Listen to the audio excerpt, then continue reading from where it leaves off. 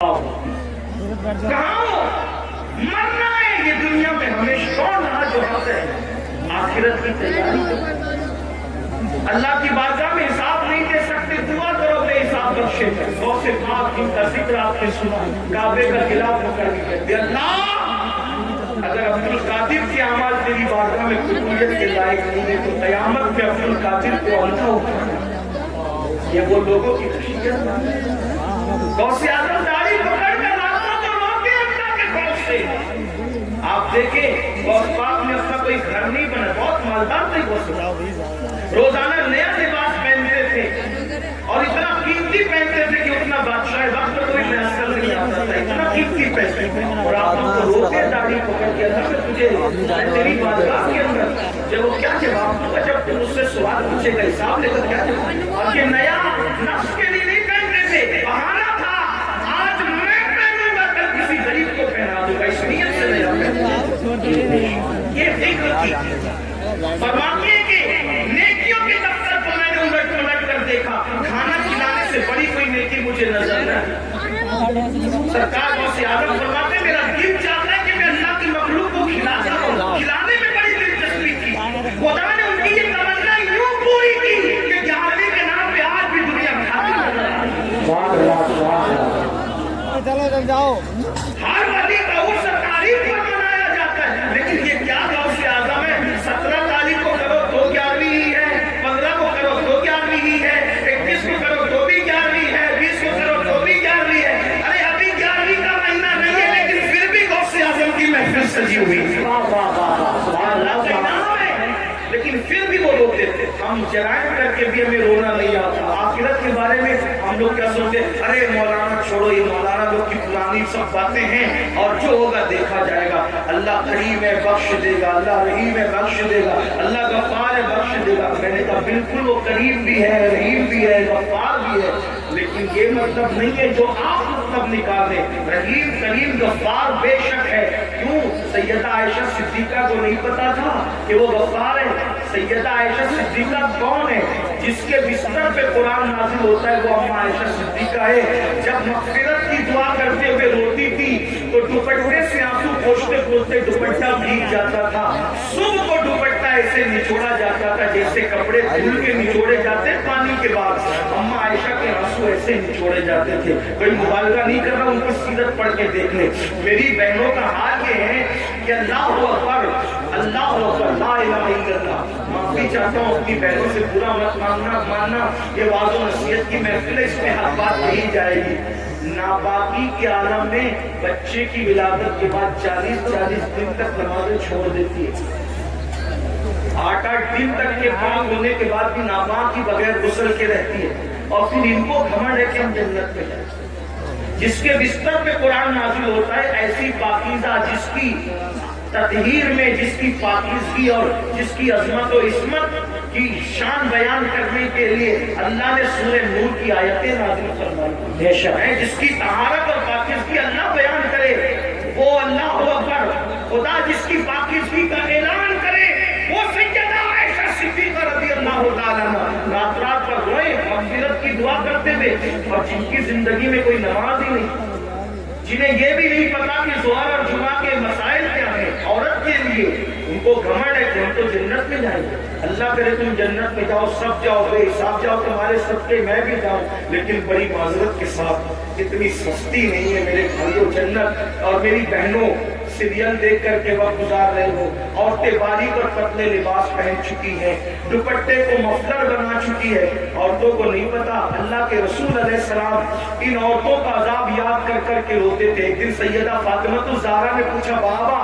آپ گھٹنوں میں سر رکھ کے رو رہے فرماتے ہیں فاطمہ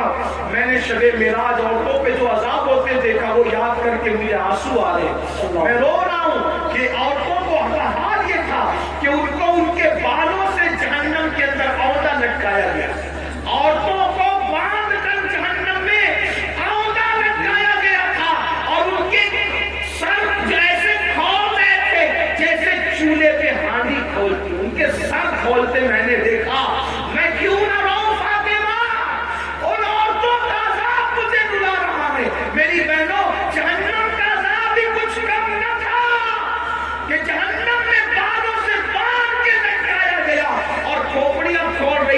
جیسے چولہے پہ ہانڈیاں کھولتی ہے۔ پوچھا سیدہ نے بابا ان کی کھوپڑیاں کیوں کھول رہی تھی، ان کو سر کے بالوں سے کیوں باندھا گیا تھا؟ تو آقا فرماتے ہیں وہ بغیر دوپٹے کے اجنبی مردوں کے سامنے جاتی تھی، سر کھول کر اجنبی مردوں سے کے سامنے جاتی تھی، اس لیے ان کو اس طریقے سے عذاب کیا گیا ہے۔ میری بہنوں، ہے اللہ کے عذاب کو برداشت کرنے کی طاقت۔ اگر بتی کا جھٹکا لگ جائے تو اللہ اکبر، اگر چائے گرم گرم ایک گھٹ منہ میں ڈال دو زبان جل جاتی ہے تو دن پر کھانا نہیں اچھا لگتا۔ میری بہنوں بتاؤ، سچے نبی کا فرمان، صادق و مصدوق کا فرمان، رحمت للعالمین کا فرمان، جس نے اپنی مرضی سے کبھی زبان کو جنبش ہی نہیں دی، اگر یوں ہی جہنم میں ڈالا جائے تو بھی کم نہیں ہے۔ وہ جہنم کی آگ جس میں پہاڑ نکل جائیں گے، اس میں عورتوں کو عہدہ لٹکایا جائے، بالوں سے ہانڈی کی طرح ان کا سر کھولنے لگے،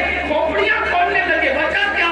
دوپٹوں کو مفلر کی طرح لٹکا کر بغیر دوپٹے کے یا سر کھول کر مردوں کے سامنے جاتی تھی تو یہ حال ہوا۔ اب آپ سے پوچھتا ہوں، اے بھائی، مجھے اپنی بہن سے اگر پیار ہے تو اپنی بہن کو تو دوپٹے کی تاکید کیوں نہیں کرتا؟ اے شوہر، اگر تجھے اپنی بیوی سے پیار ہے اپنی بیوی کو دوپٹے کی تاکید کیوں نہیں کرتا؟ اے بیٹے، اگر تجھے اپنی ماں سے پیار ہے اپنی ماں کو پیار کے ساتھ دوپٹے کے لیے کیوں نہیں سمجھاتا؟ اور آپ سے پوچھتا ہوں، بغیر دوپٹے کے گھومنے میں کون سی فضیلت ہے اور جو وہ سر کو کھولنے میں کون سی فضیلت ہے؟ اللہ اکبر۔ کل بھی اگر عزت ملی تھی تو سیدہ فاطمہ کے نقش قدم پر چلنے میں عورتوں کو ملی تھی، اور آج بھی ملے گی تو اسی میں ملے گی، اداکاراؤں کو قیدیت بنانے میں نہیں ملے گی۔ بہنوں سے کہتا ہوں، نہیں برداشت کر سکتی میری بہن، تم بھی اور ہم بھی، کوئی برداشت نہیں کر سکتا۔ توبہ کرو۔ تقریر کی محفل، واز کی محفل کا مقصد انقلاب ہے، تبدیلی ہے، توبہ ہے۔ کسی مرد کے سامنے سر کھول کے مت جاؤ۔ چچا زاد بھائی ہے، اس سے بھی پردہ کرو، ماموں زاد بھائی ہے، اس سے بھی پردہ کرو، پھوپھی زاد بھائی ہے، اس سے بھی پردہ کرو۔ یہ جو دنیا کے آوارہ لوگ کہتے ہیں نا کہ پردہ کیا چیز ہے، پردہ کیا چیز ہے، ہم نے کہا کووڈ میں تو سب نے پردہ کیا، کیوں پردہ کرایا؟ تو کہا جراثیم کے ڈر سے۔ میں نے کہا جب جراثیم کے ڈر سے منہ پہ ماسک باندھ کر کے پردہ کیا جا سکتا ہے تو یہ عزت کے لٹیروں کے خوف سے اگر کوئی عزت دار عورت پردہ کرتے تو اس میں حرج کیا؟ لوگ بڑی ہمدردیاں جتاتے رہے، جھوٹی ہمدردیاں، کہ عورتوں پر کیا گزرتی ہوگی جب وہ منہ پہ پردہ باندھ کر کے گھومتی ہوگی۔ تو ہم کہتے ہیں کووڈ نے تو تمہیں اوقات کیا دلا دی، تو تم پر کیا گزرتی تھی؟ سب مصیبت جھیلی کہ نہیں جھیلی جراثیم کے خوف سے؟ تو یہ جراثیم کم ہے، یہ صرف جان لیں گے، لیکن یہ جراثیم تو آبرو لے لیں گے، یہ جراثیم تو آبرو لے لیں گے، یہ جراثیم تو ایمان لے لیں گے۔ اس لیے بہنوں سے کہتا ہوں، کسی کے بہکاوے میں آنے کی ضرورت نہیں، واللہ مذہب اسلام جیسا مذہب زمین پہ کوئی ہے نہ ہو سکتا۔ جی بے شک بے شک، یہ کسی انسان کا بنایا نہیں ہے، اللہ کا عطا کیا ہوا ہے۔ اور پھر میں تو بار اپنی بہنوں سے کہہ چکا ہوں، اگر کوئی پردے میں تمہیں دیکھ کے تانا دے تو اس کے تانے کی پرواہ مت کرنا، کیونکہ ہمارے نبی کی شہزادی کی شان یہ ہے کہ انہوں نے یوں پردہ کیا کہ ان کے سر کے دوپٹے کو کبھی چاند و سورج نے بھی نہیں دیکھا۔ میرے امام کہتے ہیں جس کا آنچل نہ دیکھا مہو مہر نے اس ردائے نزاہت پہ لاکھوں سلام۔ اور جاتے جاتے بہنوں کو اتنا ضرور، حالانکہ یہ بہنیں ایسی نہیں ہیں، ہندوستان کی عورتیں ایسی نہیں، لیکن جہاں تک آواز پہنچنی ہے اللہ نے میری آواز پہنچا دی، اپنے اس سے دعا کرو۔ جب گلے میں دوپٹے کو مفلر کی طرح لٹکا کے مردوں کے سامنے جو عورت سر کھول کے جائے تو اس کو جہنم میں اونڈے منہ لٹکا کر اس کی کھوپڑی ہانڈی کی طرح کھولائی جائے۔ تو جو عورتیں مردوں کے ساتھ، اجنبی مردوں کے ساتھ افیئر کرتی ہو،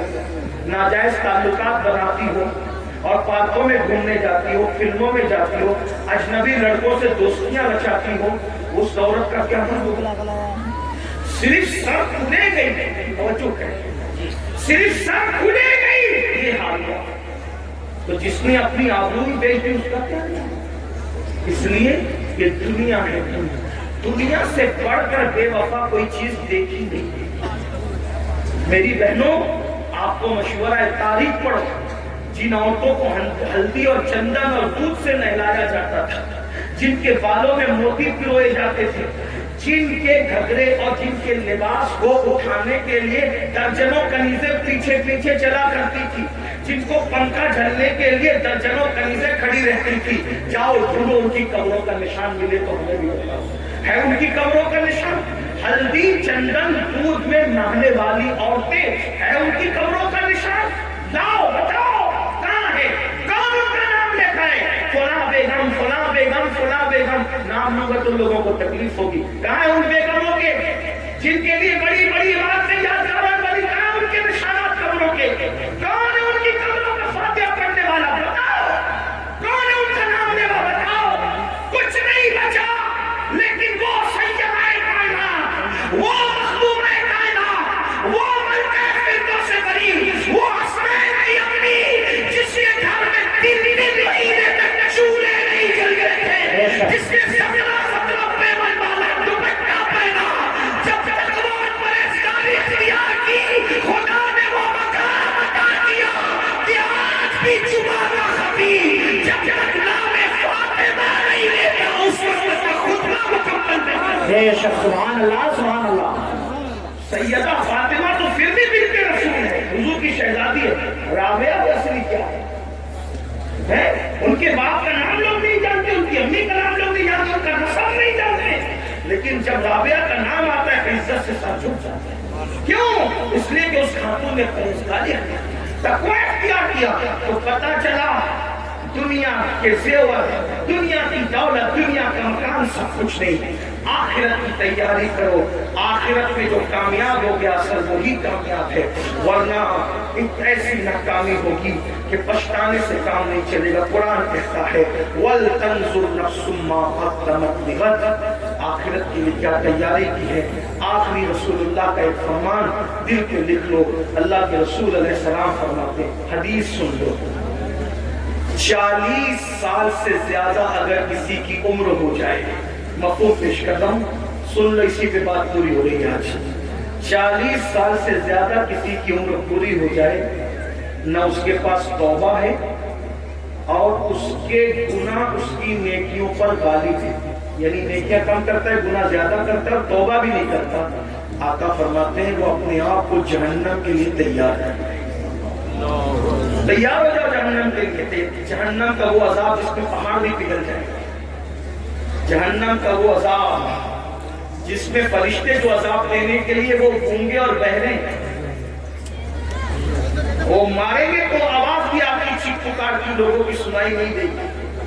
ایسا عذاب ہوگا، نہ کسی کان نے سنا نہ کسی آنکھ نے دیکھا، اس کی حقیقت کو مکمل طور پہ بیان نہیں کیا جا سکتا۔ آقا ارشاد فرماتے صلی اللہ علیہ وآلہ وسلم کہ اللہ کے عذاب کو جو میں جانتا ہوں اگر وہ تم بھی جاننے لگو تو تم ایسے پگھلنے لگو گے جیسے نمک پانی میں پگھل جاتا ہے، ایسے پگھلنے لگو گے۔ عذاب کی حقیقت اگر تم پہ واضح ہو جائے، فرمایا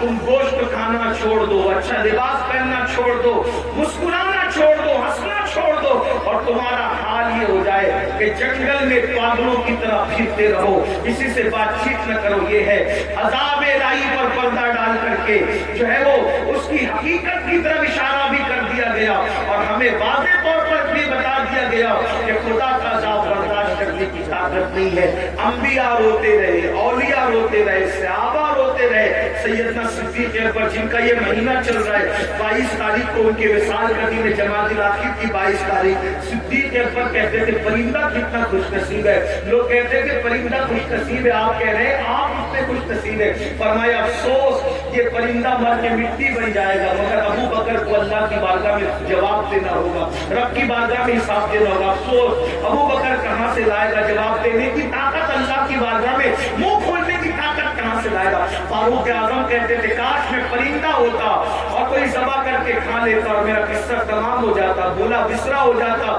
تو اللہ کی بارگاہ میں جواب دینے سے بچ جاتا۔ حضرت عثمان غنی کہا کرتے تھے کاش میدان محشر میں جواب نہ دینا پڑتا، مولا کائنات رات کے آخری حصے میں کون لوگ ہیں میرے بھائیوں جن کے نام سے مصیبتیں ٹلتی ہے؟ مولا علی رات کے آخری حصے میں اللہ کے خوف سے ایسے تڑپتے تھے جیسے کسی کو سانپ ڈس لے، وہ کیسے تڑپتا ہے ویسے مولا علی تڑپ تڑپ کے روتے تھے اللہ کے خوف سے۔ ہمیں کیا ہو گیا ہے؟ نہ نیکی ہے، نہ نیک اعمال ہے، نہ نماز کی توفیق ہے، سب اپنی مرضی سے اپنی طبیعت سے زندگی گزارنے، آخرت بھول بیٹھے۔ آخرت کو مت بھولو، جلد قبر میں جانا ہے، جلد میدان محشر میں جانا ہے۔ اللہ کو راضی کر لیا تو دنیا سے بہت بہتر ہے آخرت۔ والآخرۃ خیر وابقیٰ، آخرت بہتر بھی ہے، باقی رہنے والی بھی ہے۔ آخرت کی تیاری کرو، آخرت کی فکر کرو، نماز کی پابندی کرو، نماز شروع کرو۔ یہ مت کہو کہ نماز کو ٹائم نہیں ملتا، 10 منٹ کا ٹائم لگتا ہے ایک وقت کی نماز کے لیے، نماز جاری کر دو، نماز شروع کر دو۔ آج سے پہلے جتنے گناہ کیے